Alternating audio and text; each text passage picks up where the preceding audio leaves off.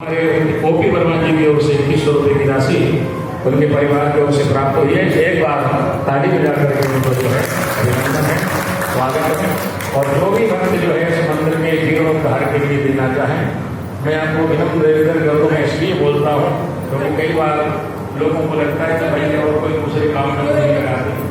हमारे आचार्य जी और साहब जो जानते हैं उनसे मिले हुए लोग हैं, जितना पैसा इस मंदिर का आता है अब एक एक पैसा वहीं पहुंचा देते हैं। इस पैसे को अपना को रखते हैं, इसलिए अलग ही उस पैसे को रखते हैं। इसका हमसे कोई लेना देना नहीं है। बस वाणी से हमारे से निकलने से जो लोग आप लोग सहयोग करते हैं वो मंदिर में लग जाएगा, आपका धन लग जाएगा, हमारी वाणी लग जाएगी और भगवान की माँ सरस्वती वाणी में और कृपा करेंगी। तो उसी माध्यम से मंदिर के जीर्णोद्धार का कार्य चल रहा है। और दूसरी बात हम कहते हैं नैमिषारण्य की पावन भूमि के लिए तो दोनों शिक्षा प्राप्त करके वापस जा रहे थे। गुरुदेव जी से कहा, गुरुदेव भगवान आपने बड़ी सुंदर हमको शिक्षा दी है, अब हम वापस जा रहे हैं अपने घर में और जो भी जो है आप हमको कोई अंतिम उपदेश प्रदान करें। गुरुजी ने उन दोनों को 3-3 रुपए दिए। पुराने जमाने का समय था, 3-3 रुपए दिए दोनों को। बोले इसका सामान खरीद लाओ। गुरुजी से पूछा क्या लाना है?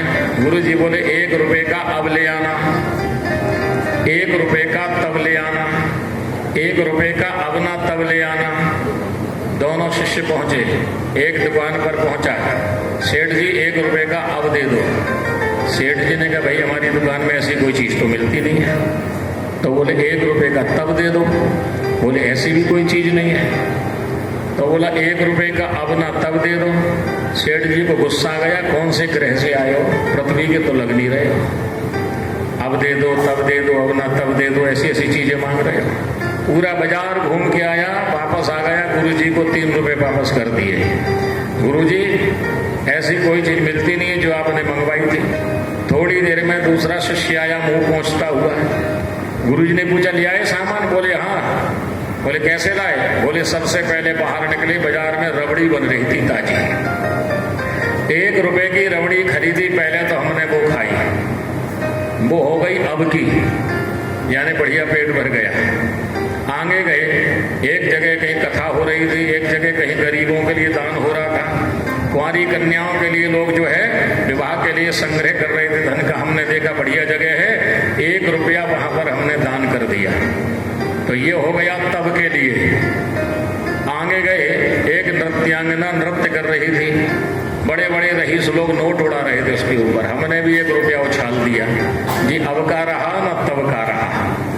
बस ये धन की 3 गति होती है महाराज। जो खा लिया वो अब का, जो दान कर दिया वो तब का, और जो व्यर्थ पड़ा रह गया या चला गया वो अब का ना तब का, वो ना अभी का ना अभी का। कई लोग इकट्ठा कर करके पूरा चले जाते हैं महाराज, वो अब का है ना तब का है, व्यर्थ चला जाता है। पा लिया वो भी ठीक है, भोग लिया वो ठीक है, अब का है कम से कम, लेकिन जो दे दिया वो महाराज व्यर्थ नहीं है, वो तब का है, वो देने की तैयारी पहले के मिलेगा महाराज। भगवान कहते हैं जो तू आवे 1 पग में पग आऊं 8। अगर तू मेरे लिए 1 कदम बढ़ाता है मैं 8 कदम बढ़ाऊंगा, और अगर तू मेरे लिए 1 देता है तो मैं तेरे लिए 8 देने को तैयार हूं। भगवान तो कई गुना देने को तैयार है महाराज। ये केवल अपने मेरे मन की भाव कल्पना नहीं है, पहले मैं नहीं था इन सब में, लेकिन स्कंद पुराण में मैंने पढ़ा तो मुझे लगा ये तो बढ़िया काम है, इसको तो करना चाहिए, ये किया जा सकता है। तो इसलिए प्रेरणा जागृत हुई। और एक प्रसंग हो रहा है, शांतिबाई सोनी जी, पीडी सोनी जी की ओर से भगवान के मंदिर के शिखर निर्माण के लिए 2100 रुपए की राशि भेंट आई है। उनको भी एक बार बहुत बहुत धन्यवाद, ताली बजा करके स्वागत करें। आइए भगवान शिव जी के परम पावन चरित्र को और श्रवण करके हम वाणी को विराम की ओर ले चलेंगे। एक बार जोर से जय जयकार करें, बोल शंकर भगवान की जय। दोनों हाथ उठा करके हर हर महादेव। भगवान श्री गजानंद महाराज को 3 परिक्रमा 7 परिक्रमा लगाई। पिताजी मैं तो 7 परिक्रमा लगा दी आपकी, मैं तो 7 बार पृथ्वी की परिक्रमा का फल प्राप्त हो गया है। गणेश जी कहते हैं 100 विद्या ही समुद्रांत पृथ्वीकृत परिक्रमा। भगवान शंकर ने कहा धन्य है पुत्र, ने पहले तो शिव जी ने मना कर दिया था, अरे ये कोई परिक्रमा थोड़ी पृथ्वी की।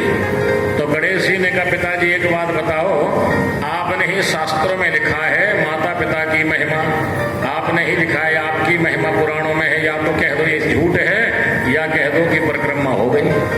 तो शंकर भगवान बोले गणेश तो बुद्धि का देवता है, तेरे सामने बुद्धि के सामने तो मुझे भी तेरी बात स्वीकार करनी पड़ती है, इसलिए गणेश भगवान बुद्धि के देवता कहे गए हमारे।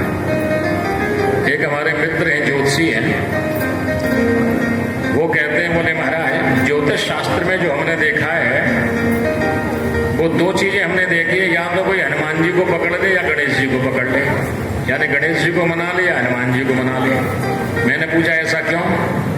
बोले सारा खेल ज्योतिष में ग्रहों का है, ग्रहों का है, और ये दो देवता ऐसे हैं दोनों ही शिव के अंश हैं, हनुमान जी भी और गणेश जी भी, ये महाकाल के ही रूप है, उन्हीं का स्वरूप है। तो गणेश जी हैं, ये संसार जो है ना हमारा जीवन, ये कबड्डी का खेल है, वो ज्योतिषी महाराज का कहना है। कबड्डी आप जानते हैं ना, एक पाला होता है, एक पाले में मेंबर होते हैं दूसरे में, और कबड्डी के खेल की विशेषता होती है कि आप या तो दूसरे के पाले में जाओ, इतनी फुर्ती होना चाहिए कि उसको छू करके वापस आ जाओ तो वो फिर आउट हो जाता है, और या फिर इतनी ताकत होनी चाहिए कि आपके पाले में कोई आ जाए तो वापस नहीं जा पाए, तो फिर वो आउट हो जाता है। दो ही विधियां आउट करने की, बाहर करने की दो ही विधि है उसकी, या तो आपकी पाले में कोई आ जाए तो उसको पकड़ लो, जाने मत दो, और या इतनी फुर्ती हो कि सामने वाले के पाले में जाओ और उसको छू करके उसको बाहर करके आओ, आउट करके आओ। गांव में कहते हैं कि हमने इसको मार दिया, मर गया मतलब कि, फिर उसके बदले में एक दूसरा कर देते, फिर जीवित फिर से कर देते हैं, लेकिन खेल की भाषा में आउट कहते हैं उसे, बाहर कर दिया। तो हनुमान जी ऐसे हैं, अपने पाले में से जाकर के दूसरे के पाले में मार के आते हैं, उसमें आउट करके आते हैं, उन्हें फुर्ती बहुत है। और गणेश जी ऐसे हैं कि अपने वो हिलते डुलते ज्यादा नहीं है महाराज, लंबा शरीर, बड़ा लंबा चौड़ा स्थूल का है ना, तो वो क्या करते हैं, जो उनके पाले में आ गए उसको जाने नहीं देते, ऐसा पकड़ लेते हैं कि उसको जाने नहीं देते। तो इसलिए महाराज जितने भी ग्रहों की विषमता है, अगर गणेश जी की सेवा कर लो तो ग्रहों को ऐसा पकड़ लेंगे, फिर कहेंगे कि अब इसको परेशान मत करना, और हनुमान जी प्रसन्न हो जाएं तो सामने वाले के पाले में जाकर के उसको आउट करके आएंगे। तो ये दो शक्तियां हैं, हनुमान जी एक गणेश जी। बोल गणेश भगवान की जय, श्री हनुमान जी महाराज की जय। भगवान गणेश जी का विवाह हुआ है महाराज, क्योंकि ये तय हो चुका था कि गणेश जी महाराज परिक्रमा कर चुके हैं, और उसी समय विश्वरूप नाम के प्रजापति आए हैं। अभी आपने प्रजापति दक्ष की कथा सुनी है, लेकिन ये दूसरी प्रजापति है, दूसरे कल्प की कथा। विश्वरूप नाम के प्रजापति थे उस समय, उनकी दो बेटियां थी, एक का नाम था सिद्धि और एक का नाम था बुद्धि। हम लोग रिद्धि सिद्धि कहते हैं, वो भी एक ही बात है, लेकिन ये शिव पुराण में जो नाम, सारे देवता भगवान शंकर के पास में आए, बोले भोलेनाथ आपकी शादी हुई थी तब तो कोई तैयारी नहीं कर पाए, आज बेटे की शादी है, थोड़ी तैयारी वैयारी करनी है। देवता भी शिव जी से हंसी मस्करी करते हैं, बोले महाराज अब जैसे कोई कितना भी धनवान हो, लेकिन जब कभी शादी वादी होती है तो उस परिवार की बेटियां, उस परिवार की बहनें आती है ना, बोले नहीं इस बार तो नए कपड़े लेंगे आपकी तरफ से, हम अब की बार तो सोने की चैन लेंगे आपकी तरफ से, भले चाहे कितने बड़े हो, लेकिन फिर एक भाव होता है ना। तो देवता भी आने और भगवान शंकर से बोले प्रभु अब की बार के आभूषण तो आपकी तरफ से होंगे, अब की बार तो श्रृंगार वस्त्र आपकी तरफ से होंगे। बोले नहीं प्रभु अब ये सब नहीं चलेगा, अब तो हमको भगवान शंकर के शरीर में जो भस्म लगी थी, भगवान शंकर ने जो भस्म दी ढेरी पड़ी थी, ऐसे भगवान ने एक चुटकी भस्म उठाकर लो ये ले जाओ। बोले इसका क्या करेंगे, इससे कोई आभूषण आएंगे क्या? बोले हाँ जाएंगे, जाओ कुबेर के पास, कुबेर के पास चले जाओ और कुबेर से कहना शिव जी ने भस्म दी है, इस भस्म के वजन के बराबर हमको स्वर्ण दे दो। अब महाराज वो भी समझ गए कि भस्म का करेंगे क्या, कुबेर महाराज ने शिव जी की भस्म हो सकता है प्रसाद रूप में चले, ठीक है कुबेर उनके सेवक हैं, लेकिन इसमें कितना वजन होगा महाराज, कितना कुबेर के पास पहुंचे महाराज। कुबेर जी ने कहा क्या बात है? बोले ये शिव जी की भस्म के बराबर हमको दे दो, ये शिव जी का प्रसाद है। बोले ठीक है। कुबेर भी सोचने लगे कितनी मिलेगा, लेकिन ठीक है जितना ही दे देते शिव जी की आज्ञा से। तो तराजू तोलने की हुआ करती थी देवलोक में, भस्म रख दी और कुबेर ने अपने भंडार में से सोने का सिक्का निकाल करके उस पर रख दिया दूसरे पल्ले में। लेकिन महाराज वो तो भस्म वजनदार थी, 2 रखे 5 रखे 10 रखे। गजब की बात महाराज, कुबेर का खजाना खाली होने लगा, भस्म का वजन वही बना रहा, वो नीचे का पड़ता।